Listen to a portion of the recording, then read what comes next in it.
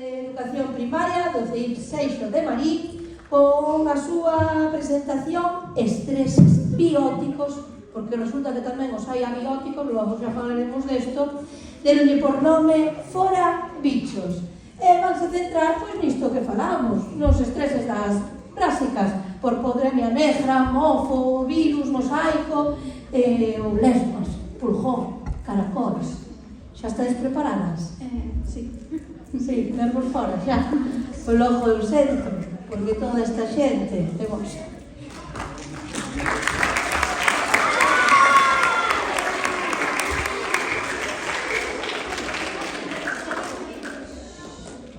Bos días, somos o alumnado de sexto de primaria do CEIP de Seixo, en Marín.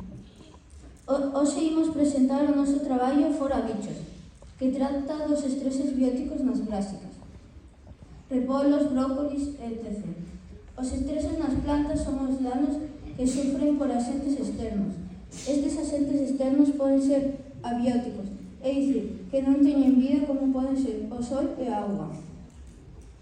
Outros estreses poden ser provocados por seres con vida, formigas ou outros insectos. Os estreses bióticos son un tipo de dano producido por seres vivos que harán a planta. Hoxe imos falar dos estreses bióticos, que afectan as brásicas, que son os producidos por virus, bacterias, fungos e herbívoros.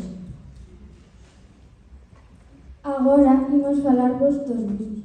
Os virus son un tipo de microorganismos. Os microorganismos son seres vivos de tamaño microscópico, que poden variar entre 0,02 e 0,03 micras. As micras son a millonésima parte dun metro. Os microorganismos poden causar enfermidades nas plantas. Os virus que máis afectan na familia das brásicas son os virus do mosaico do nabo, que afectan a máis de 300 especies.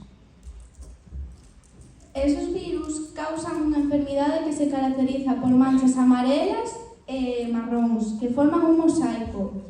É unha deformación de plantas e perda de follas. De aí o nome do virus do mosaico. Os pulmóns poden transmitir esta enfermidade de unha planta a outra. Dous exemplos destas enfermidades son o virus do mosaico da coliflor, que afecta o brócoli e a coliflor, e o virus do mosaico do nabo, que afecta o nabo e a outras brásicas. Continuamos con os estreses que producen as bacterias nas brásicas. As bacterias son microorganismos unicelulares sen núcleo diferenciado.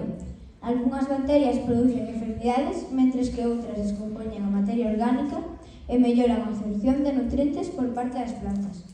E remetamos con unha das enfermidades principais das brásicas a nivel mundial, a podelume negra, causada por a bacteria Xanthomonas campestris.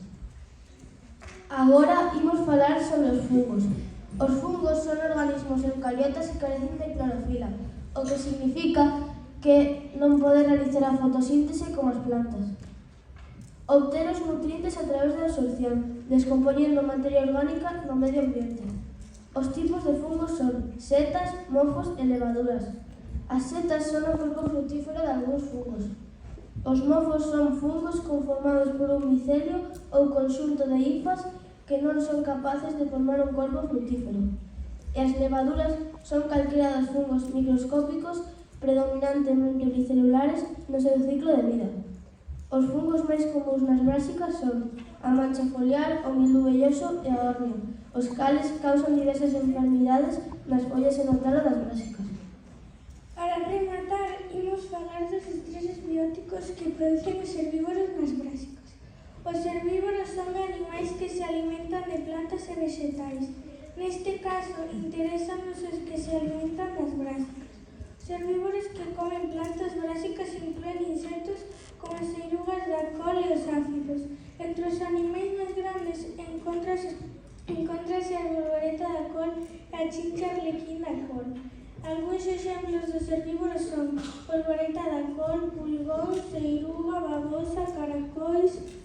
No noso caso, as nosas plantas lle atacaron formigas.